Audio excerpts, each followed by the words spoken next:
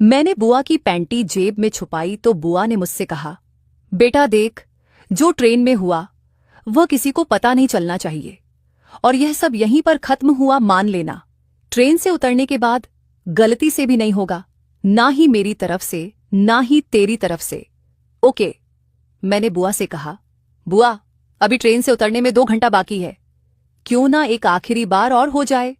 बुआ हंस दी और बोली, बदमाश, मुझे पता था कि तू इतने में नहीं मानेगा। फिर एक स्टेशन आया तो खिड़कियां खटखटाई जाने लगीं। चाय चाय। सामने की सीट वाले उस आदमी ने बाहर जाकर चाय ली। मेरी बुआ ने भी मुझसे चाय मंगवा ली। वह आदमी मुझे देखकर हंस रहा था। उसने मुझे इशारा किया। हम दोनों चाय लेने के बहाने बाहर गए।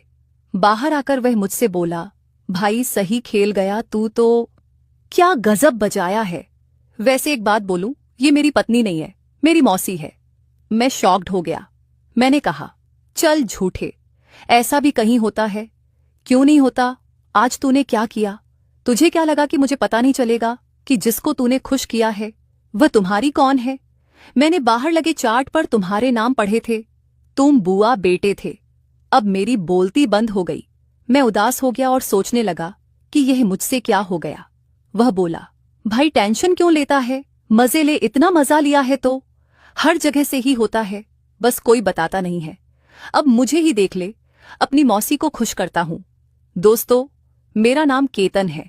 हम लोग पुराने पैसे वाले रईस हैं। मेरे पापा स्कूल में प्रिंसिपल हैं। मेरे पापा की बहन यानी मेरी बुआ ने कभी शादी नहीं की थी। वे हमारे साथ ही रहती थीं। कुछ साल पहले मेरी माँ इस दुनिया से चली गई थी। अब मेरी बुआ ही घर संभालती हैं। मैं अपनी बुआ के बारे में बता दूं।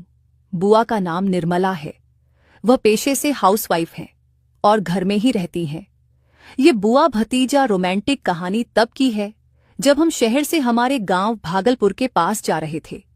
हमारी फर्स्ट एसी की टिकटें थीं और एक ही कंपार्टमेंट में थीं, जहां एक रूम होता है और 4 सीटें होती हैं। बुआ की नीचे वाली सीट थी और मेरी उनके सामने वाली ऊपर की सीट थी। करीब 2 घंटा बाद हमारे कंपार्टमेंट में एक कपल आया। शायद उनकी नई नई शादी हुई थी। पूछने पर पता चला वह बीवी को मायके से लेने आया था। अब वे दोनों अपने घर जा रहे थे। अब दोनों की मस्त हरकतें चालू हो चुकी थीं।